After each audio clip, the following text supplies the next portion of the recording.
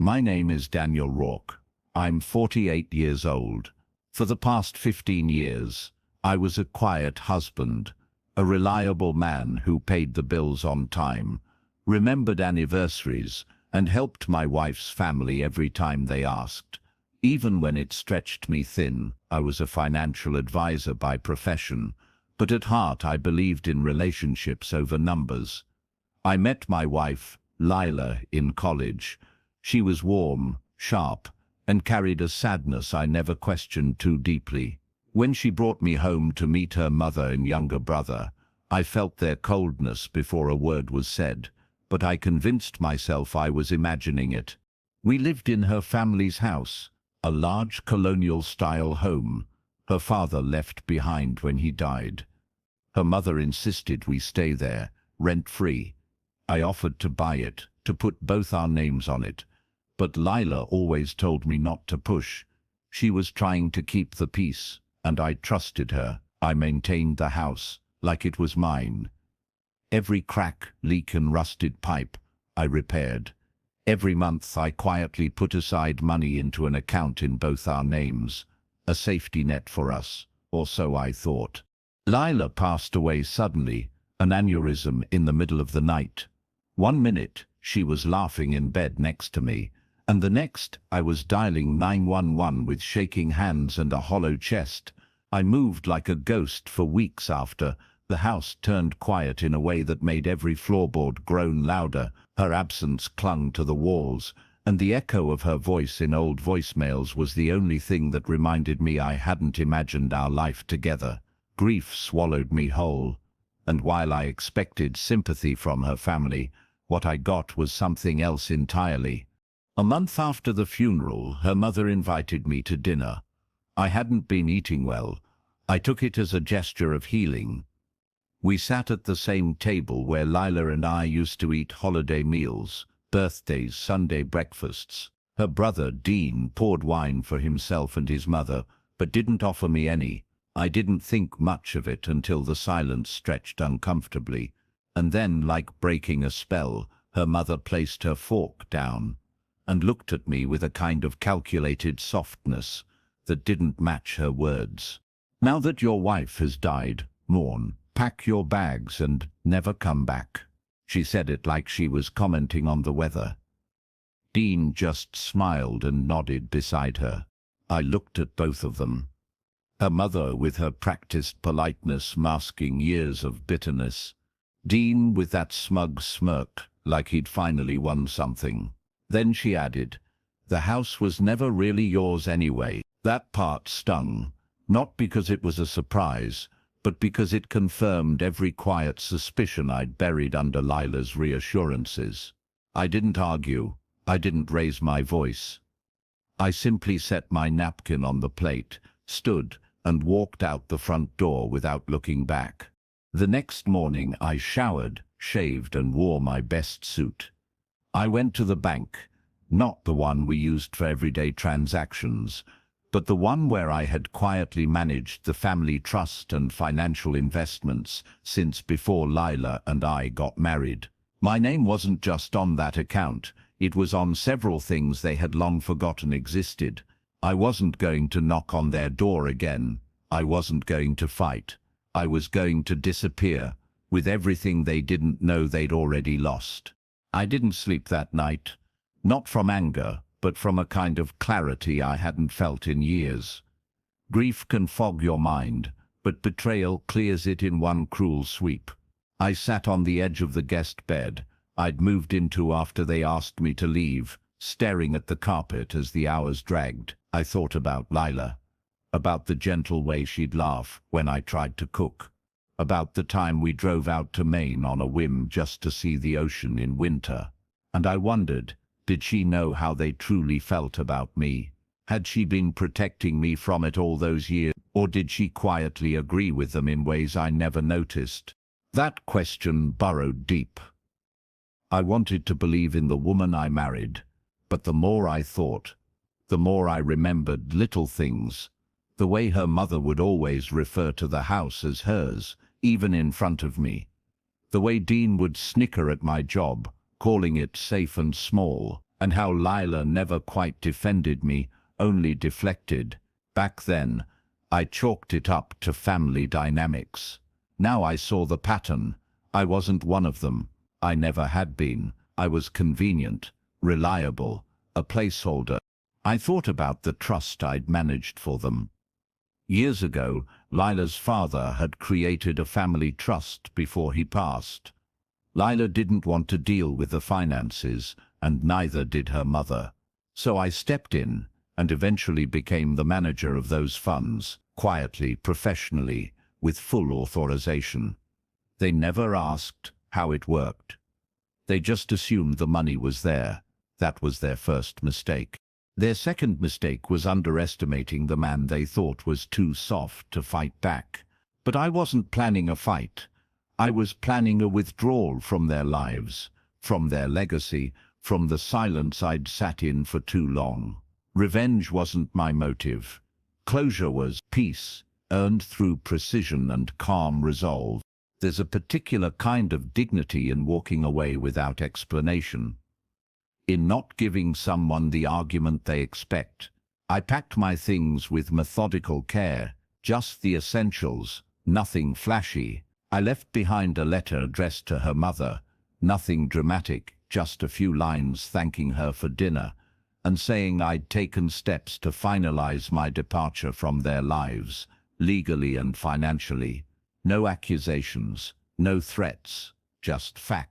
Before I left the house for the last time, I walked into our bedroom. Lila's scent still lingered faintly on the sheets. I placed her wedding ring on the dresser and whispered goodbye. That was the moment my grief settled. Not vanished, but found its place. I didn't belong in that house anymore, but I had something they didn't. I had patience, I had records, and I had control of more than they remembered. The bank manager greeted me like an old friend. I'd worked with him for years, advising on investments and watching the trust grow. He didn't know about Lila's passing yet, and when I told him, he offered sincere condolences. I nodded politely and slid the documents across his desk. Signed forms, transferring control of the trust, closing shared accounts, and freezing access to anything bearing her mother's or brother's name. He scanned them, then looked up at me, surprised. "You're sure about this?" I didn't hesitate. "Yes, it's time." What they never realized was that Lila's father had named me as successor trustee in his original documentation, unconditional, permanent. That detail was buried deep in a clause neither her mother nor Dean ever bothered to read. They thought I was simply helping manage their money. In truth, I had full control, and they had trusted me to keep it safe. But now I needed to protect myself. Over the years, I'd ensured the family trust was structured with layers of investment, real estate, long-term savings, and a private company shareholding Lila's father had left in my name to avoid probate drama. A company they'd forgotten about. I didn't move fast. I moved carefully. I sold off the shares, liquidated holdings, and moved the assets into a private LLC. I'd prepared years ago, an entity that would provide for me quietly, permanently. I wasn't stealing. I was retreating with what was rightfully protected under the law. I then contacted my attorney, a woman I'd worked with discreetly over the years for estate matters. She reviewed everything, confirmed all transfers were legal, and helped me draft a final distribution plan. I ensured her mother would receive a fixed monthly payout, modest but sufficient. Dean got nothing. That wasn't spite, that was discipline. Dean had never earned a cent, never lifted a finger to contribute. He had only mocked. Now he would finally understand what it meant to earn. There's something satisfying about strategic silence. No confrontation, no announcement, just quiet exits, legal signatures, and finality. I didn't tell anyone where I was going. I just booked a one-way flight and left the city. I found a coastal town 2 states away, rented a furnished apartment overlooking the water, and let the waves teach me how to breathe again. I didn't need vengeance. I needed peace. And peace, I learned, often comes disguised as distance.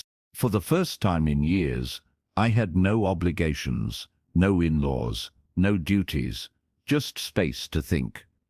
And as I watched the sun rise through the salt-glazed windows of my new home, I knew the second chapter of my life had begun, not with noise, but with knowing. They thought they'd sent me away empty-handed, but what they didn't understand was that the house wasn't the real foundation. I was, and I'd just moved everything that mattered into a life they could no longer touch. A few weeks passed before the silence broke. It came first, as a voicemail from Dean Kurt, confused, laced with entitlement. "Hey, I think something's wrong with Mom's account. She can't access her funds. Call me back." I didn't. I forwarded it to my attorney instead. By then the documents were filed, the trust dismantled, the assets secured. There was nothing left for them to grab, no corner left to manipulate. They were finally waking up to a truth I'd lived with for years. I had always been the one keeping everything together. The next day, her mother called. This time, her voice was tight with anger, not grief. "You've made a mistake, Daniel. This isn't what Lila would have wanted." But I knew better. Lila never wanted her family to destroy what we built. She never wanted me to be discarded like an unwanted tenant in a house I had spent years maintaining. And more than that, Lila had left me subtle clues in the end. A journal I found hidden in her dresser, entries about her regrets, her fears and her gratitude that I had protected what they never could. Still, I didn't answer her call. I didn't owe them that. The next messages became increasingly desperate. Dean demanded explanations. Her mother tried guilt. Then came the threats, legal action, public shame, lawyers, but every word fell against the stone wall of legality I had spent years quietly building. My attorney responded on my behalf, calmly, professionally, and always with proof. They hadn't read the fine print, but I had written it. I learned through mutual contacts that Dean had tried to access the trust only to find it dissolved. He had plans, apparently investments he was counting on, debts he thought would be erased. Now, he was stuck explaining to creditors that the money was no longer available. Her mother, once the regal matriarch of her street, had to downsize within a month. No more gardener, no more catered luncheons. The world she'd ruled over with icy precision was crumbling, and I wasn't there to see it. But that was the point. I didn't want to gloat. I didn't want to watch them suffer. I wanted them to understand that respect is not given to those who wait quietly at the dinner table. It is earned and it is lost. And when it is lost, the one you dismissed might be the only one who held the floor beneath your feet. That was my justice, not loud, not cruel, but exact. And the irony, they did it to themselves. In the stillness of my new home, I allowed myself to feel it, not triumph, but closure. The betrayal no longer burned. It had hardened into a boundary. I was not broken. I had simply evolved, and now, with their calls going unanswered and their power gone, they were left to face the one thing they never expected, life without me holding it all together.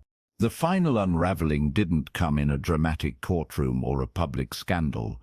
It came slowly, quietly, the way true collapse always does.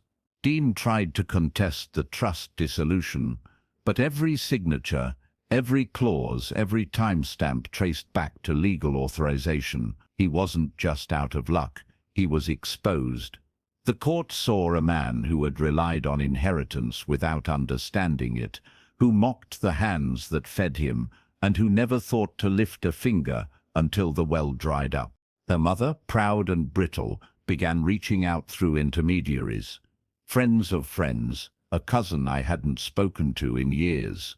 Always with the same message masked in different tones: regret, confusion, justification. One message stood out though. A former neighbor sent me a clipped text. She says you stole her legacy. I looked at it for a long time before deleting it. She hadn't lost her legacy.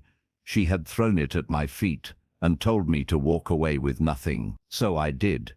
Except I took what I had built, what I had protected, and what no one else had cared to understand. I started to sleep better. My health improved. I began walking along the coast each morning, letting the cold sea air remind me of everything I'd survived. There's something sacred about silence when you've been silenced for so long. The quiet no longer haunted me. It healed me. I didn't feel the need to explain my story to anyone. I didn't craft narratives. I didn't seek sympathy. I lived simply, wholly, without permission. One afternoon, I received a package, no return address. Inside was a small wooden box I recognized immediately. It was Lila's. I hadn't seen it since the funeral. Inside, a note in her handwriting. I knew someday you'd need this. Thank you for loving me when they didn't know how. Beneath it, a key. The same one her father had given her years ago.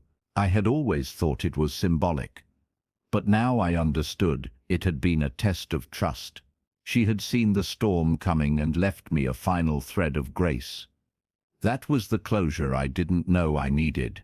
The next morning, I drove 3 hours inland to a storage unit I remembered Lila once mentioning in passing. The key worked. Inside, old boxes of her childhood, some of her father's notebooks and a sealed envelope addressed to me.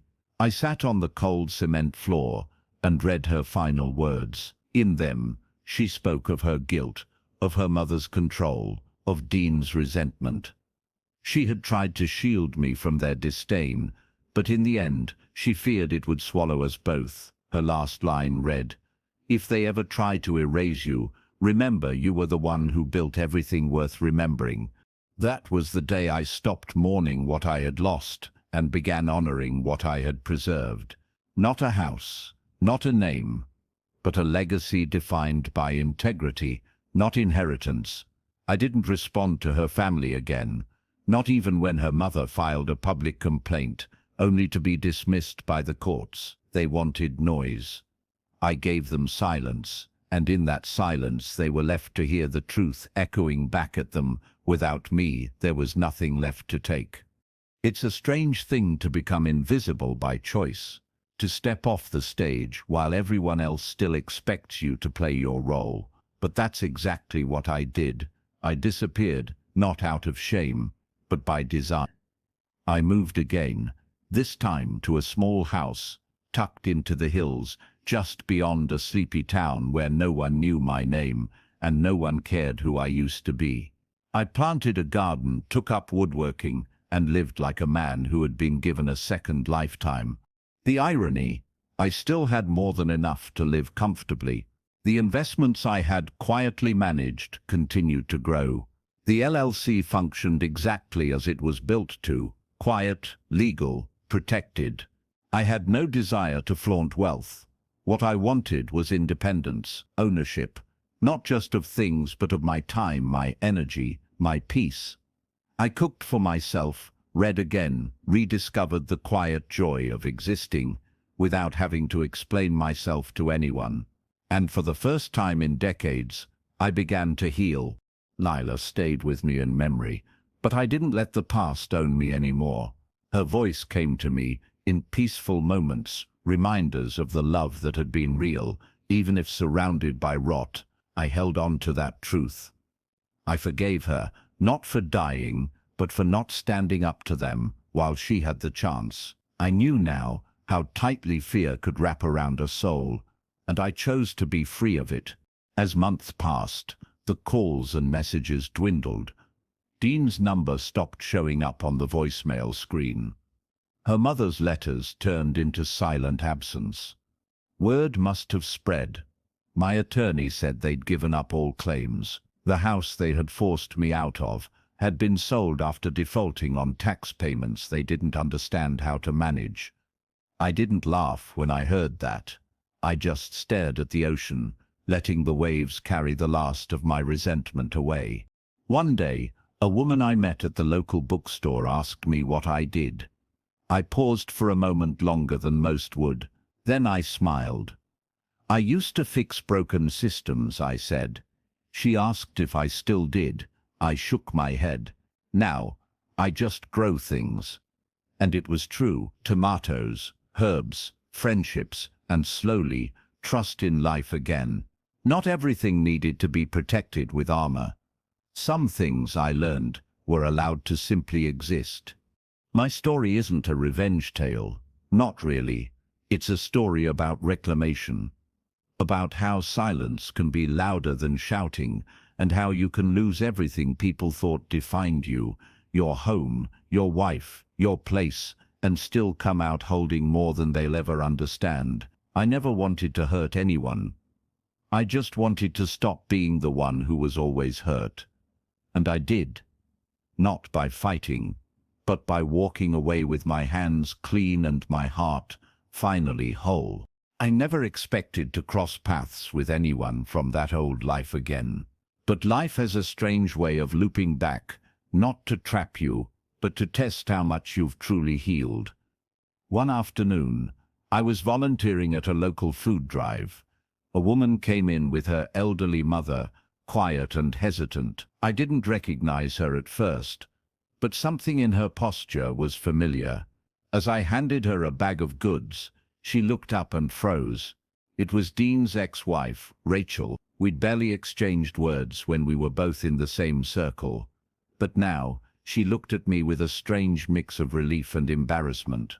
We spoke briefly. She didn't ask where I'd been, and I didn't ask where Dean was. But in her eyes, I saw someone who had also escaped something. "I heard what happened," she said softly. "You were the only one who ever treated me like I mattered." That stayed with me. I didn't need recognition, but her words were a reminder. I had always given more than they could understand. Later that evening, I sat by my small fireplace and reread the letter Lila left me. I realized something. Her family had been loud, manipulative, entitled. But they were not powerful. I had made them powerful in my mind, by fearing their rejection, craving their approval. But the truth was, they had nothing without me, and once I let go of needing them to see my value, I reclaimed it for myself. With time, my life began to expand again.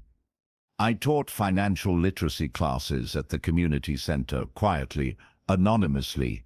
I helped others protect themselves from the very kind of betrayal I had endured. Not with bitterness, but with wisdom. I became the man I wish someone had been for me 20 years ago, and in that, I found a kind of redemption that no courtroom or confrontation could ever deliver. Then came an envelope in the mail. No return address, but I recognized the handwriting, her mother's. I opened it slowly. Inside was a photo of Lila from our wedding day, and a single line written beneath it. "I see it now." That was it. No apology, no plea, just a late admission of what had always been true. I didn't feel satisfaction. I felt release. She had finally said the one thing that mattered. She saw it. She saw me. And I let that be the final word. It's strange. The things we carry. For years, I held on to the idea that my worth had to be proven through sacrifice, through endurance, through holding it all together. But now I know, peace doesn't come from being everything for everyone. It comes from being everything you promised yourself you'd be, even after they tried to take it from you. In the mornings I rise early and sit by the window with a cup of tea. The light filters through the trees, and the world feels simple again. I don't check my phone compulsively. I don't wait for someone to call me back. My life no longer revolves around being needed. It revolves around being whole, and that, to me, is more sacred than any revenge ever could be. Sometimes I walk past the local school where children play and laugh without fear. I think of the younger version of myself, the man who walked into a marriage hoping love would heal everything. He wasn't naive, he was hopeful, and I no longer resent him for believing so deeply, because his hope built the life I now live. His pain gave way to my wisdom, and his silence carved a path for my peace. There is no grand ending to this story, no dramatic reappearance, no need for the world to know the full depths of what was taken or what was reclaimed. The real victory is invisible. It lives in the calm, in the absence of bitterness, in the quiet moments where I smile for no reason, where I walk into my home and know, this one, every brick of it, belongs to me. To anyone listening who has been discarded, underestimated, or quietly exiled, I want you to know you don't need to fight fire with fire. Sometimes, all you need is the patience to let their empire fall while you build something untouchable. I'm not angry anymore. I'm not broken. I'm not waiting to be seen. I am seen by myself. And that's more than enough. If you've listened this far, drop a 100 in the comments. It tells me you understand, that you're part of the quiet 1%, not the loudest, but the strongest, the ones who rise without applause and never go back. The seasons shifted around me as if they were matching the rhythm of my recovery. Autumn came, and with it, the gentle falling of leaves, a quiet reminder that letting go is part of life's natural order. I walked slower during those months, not out of fatigue, but because I was no longer in a rush to outrun anything. The past wasn't chasing me anymore. It had faded into a lesson, not a shadow. I had made peace with it, and that peace didn't require anyone else's permission. One evening, while watching the fire crackle in my modest home, I thought about legacy, not the kind tied to property or bloodlines, but the kind that lives in how we treat others, how we respond to pain, how we refuse to become like the ones who tried to break us. My legacy wouldn't be found in that house they forced me out of. It would be in the quiet lives I had helped, the young man I mentored last week who reminded me so much of myself, the single mother I guided out of financial ruin. These were the bricks of something sacred. I never spoke Lila's name in anger. When I thought of her, it wasn't about what she failed to do, it was about what she tried to preserve.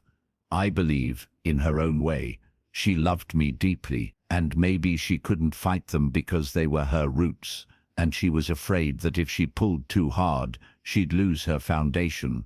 I forgave her for that. I understood it, and that understanding brought me closer to her than I'd felt in years. I donated to a women's shelter in Leela's name that winter, quietly without credit. She had once told me, I always wanted to help women who felt trapped. I couldn't save her from her own cage, but I could honor the part of her that wished she could fly.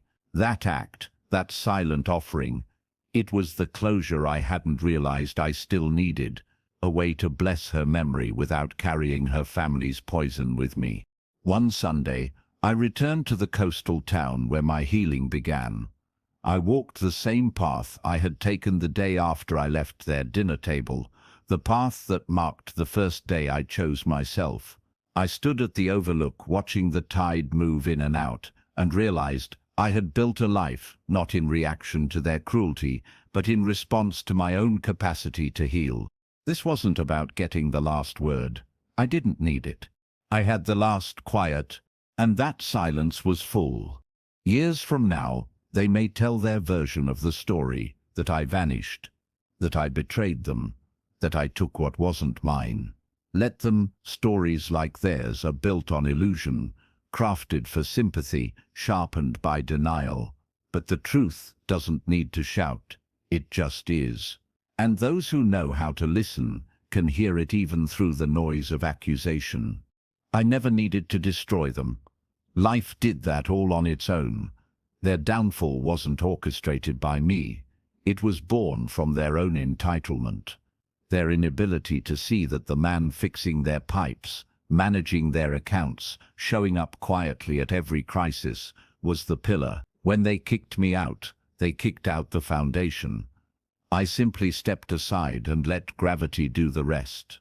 There's a kind of strength that comes from not needing revenge, from not needing anyone to see how far you've come. I don't share my story to brag. I share it so someone out there who's been hurt, discarded, made to feel small, knows that quiet strength is still strength. That walking away doesn't mean giving up. Sometimes it means you've already won. I still wear my wedding band, not because I haven't moved on, but because it reminds me of who I was when I gave everything with a clean heart. That man deserved better, and now he finally has it. Not through applause, not through confrontation, but through the life I live every day in peace, purpose and quiet power. To the ones who forced me out, I don't hate you, I thank you. You pushed me into a life I might have never claimed for myself. And to anyone watching this, wondering if you're strong enough to walk away without looking back, you are. You always were. You just needed someone to show you what it looks like. Now you've seen it. Go live it. Silently, powerfully, freely. There's a subtle beauty in not being needed anymore. When the phone no longer rings for help, when no one expects you to fix the mess they created, when your name is no longer passed around at their table like a forgotten obligation, that's when you begin to understand freedom. I wasn't just free from them. I was free from the version of myself that always tried to earn love by over-delivering, over-sacrificing, and overextending. The truth is, I never belonged in their world, and it took being pushed out of it to finally see the door that was always there, open, waiting for me to walk through it on my own terms. I didn't need their permission. I didn't need closure in the way I used to crave it. What I needed was distance, peace, and a life that had nothing to do with them. And now, that's exactly what I have. I've started writing again. Not for an audience, not for approval, just to put words to the journey. Sometimes I write about the betrayal, sometimes about the love, but mostly I write about becoming. Becoming the man who no longer reacts, but responds, who no longer begs but chooses, who no longer explains but knows. This voice, the one I silenced for years in that house, I've found it again. There are no photos of them in my home. No memorabilia, no lingering evidence of what was. Just books, plants, light, and space. The kind of space that can only be created when you let go of what tried to crush you. I no longer mourn what I lost. I celebrate what I reclaimed myself. And maybe one day, if someone tells them this story, they'll remember the man they dismissed as quiet, soft, replaceable. Maybe they'll wonder what would have happened if they had treated him with just a shred of dignity. But by then, I won't be listening. I won't be waiting. I'll be living. Fully, freely, unapologetically. Because I didn't need to be louder. I just needed to be done. And now,